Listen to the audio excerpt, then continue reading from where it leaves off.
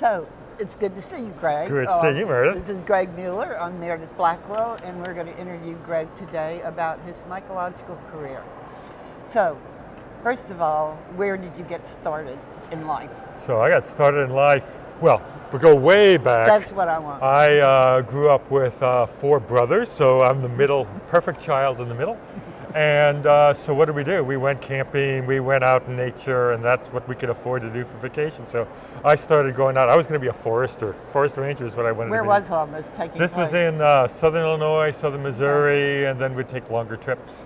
And that was all exciting. And so I took a botany class, and that was the end of things, right? So got really excited about botany. And then my to-be wife got a job with Professor Walter Sundberg at Southern Illinois University. And she told me, you got to meet this guy. And so I did. Took mycology, and now I blame her every time she complains I spend too much time doing mycology, that she's the one that got me started because she introduced me to Walt. But Betty looks like she's been a big help to you. Yes. She goes everywhere. Yeah. And did she get a degree in mycology? She got her master's in mycology as well. With Walt. With Walt. And what did you work on? So I started working on this genus Lacaria, this mycorrhizal thing. I did it for Southern Illinois.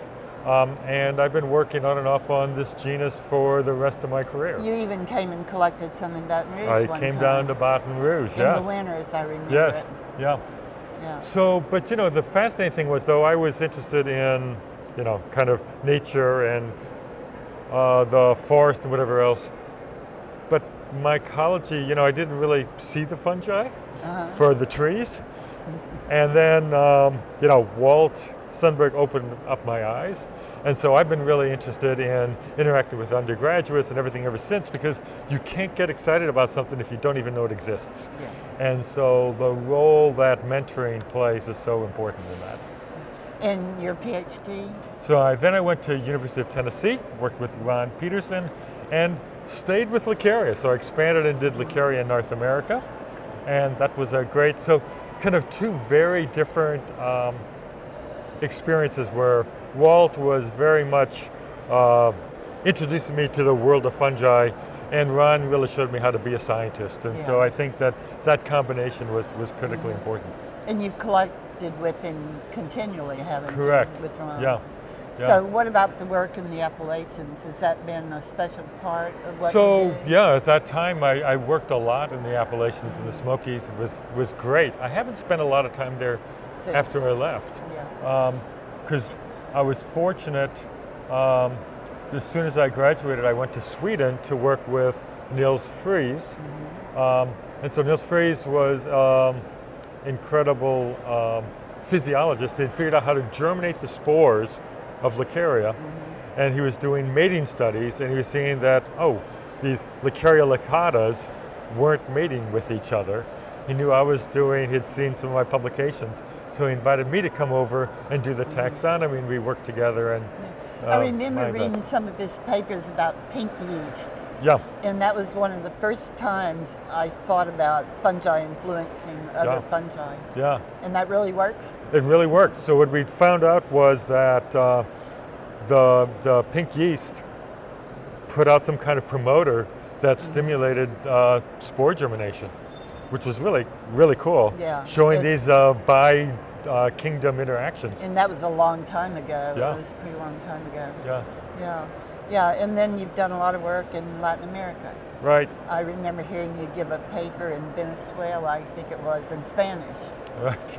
So I can do a little bit of Spanish, you know, if we stick to things I'm comfortable with. But yeah. Okay. Yeah, so my first real job after postdocs was at the Field Museum in Chicago, and they had a strong focus on Latin America. So I remember my first proposal I put in to NSF, which I was successful, but I had this naive idea of what South America was, right? Because I thought it was all, you know, rainforest, whatever, and then I got to actually started working in the temperate rainforest in South America and other places, and realized how diverse the continent actually is, which And was no eye-opening. no one caught you on the proposal? No, it was great. I would have never gotten it funded nowadays. People are much more, but not that many people, I don't think any of the reviewers knew anything more about the diversity of South America than I did, so it was fascinating. As an aside, Bob Gilbertson, his first NSF proposal after he moved to Arizona was to look at desert fungi, and the reviewers said they didn't know about deserts either. They said there are no fungi in the No desert. fungi, right. So it's the same kind of thing. Yeah. So you're helping educate people. Right. So when you were at the field, well, I visited there a couple of times, but I remember in the early days, Rolf Singer was there. Yes. And why don't you tell us a little bit about him? Oh, Singer. How long do you want? So he was definitely of that old age, incredible scientist, but totally the absent-minded. You knew when his wife wasn't there because he'd come in with like 2 ties because he didn't recognize it. He had evidently slipped one over his head and then tied another one and didn't even realize it. Or the amount of times I spent helping him look for his keys or his eyeglasses. But if you mention a fungus, he'd say, I described that, let me see, from here in 1949. He'd go to the publication and there it was. And so the other thing... Had he been in South America then? He had been to South America then, Amazing story of him moving around the world. But he published in 9 different languages.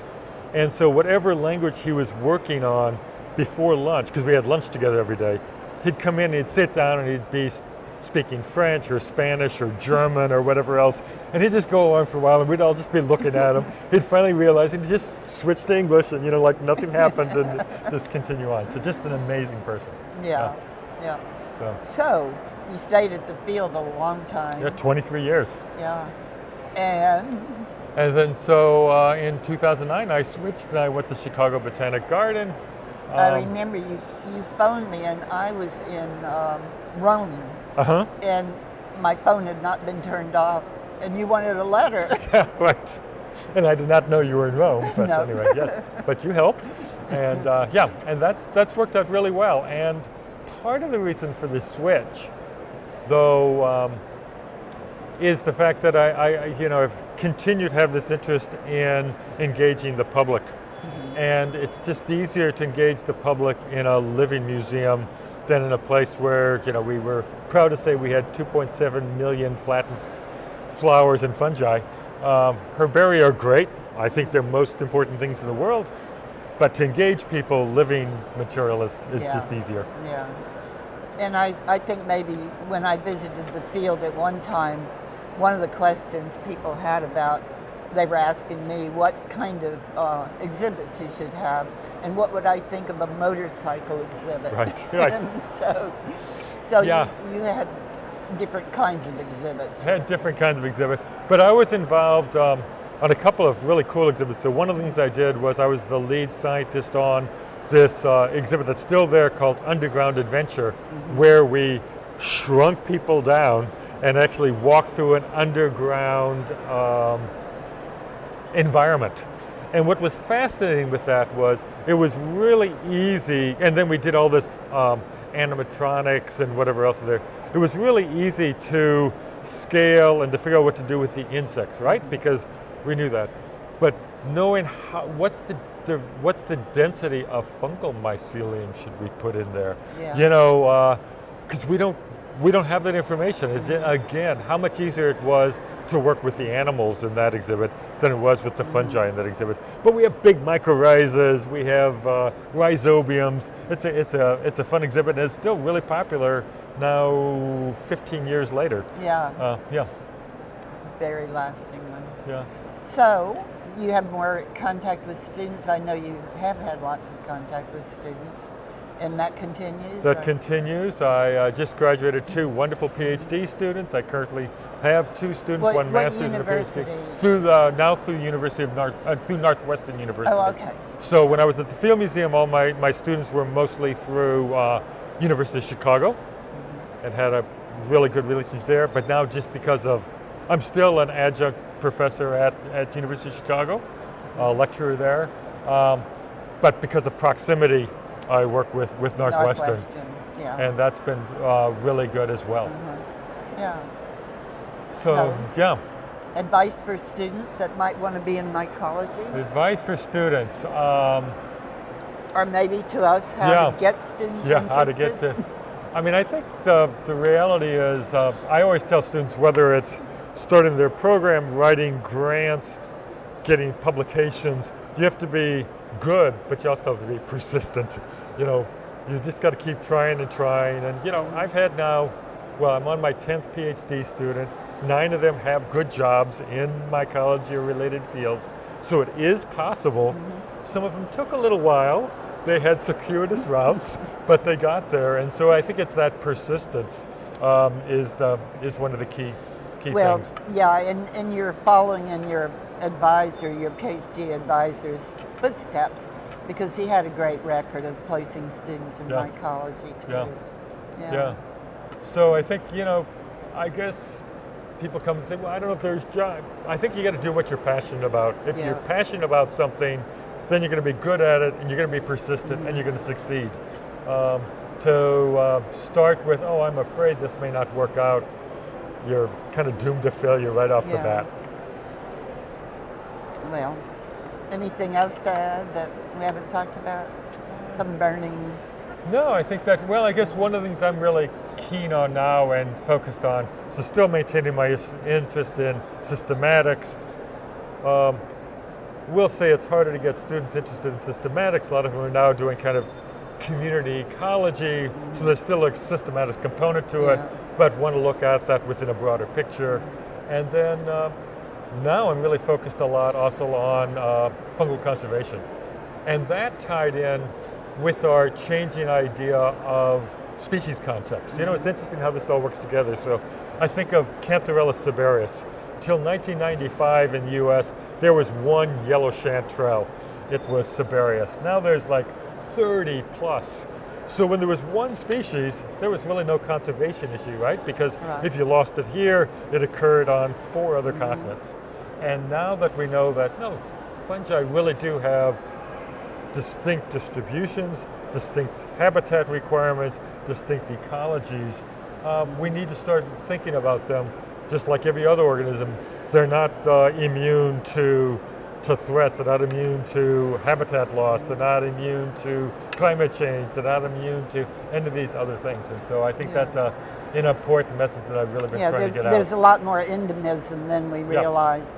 And also I think that I've read that it makes local herbaria really increasingly important, right? Yeah, because otherwise you had one species of Cantharellus siberius from wherever you had it, but we need to do that. So I think that's really important. And that's another thing then that needs conservation. All of these smaller herbaria that are kind of being lost in some cases.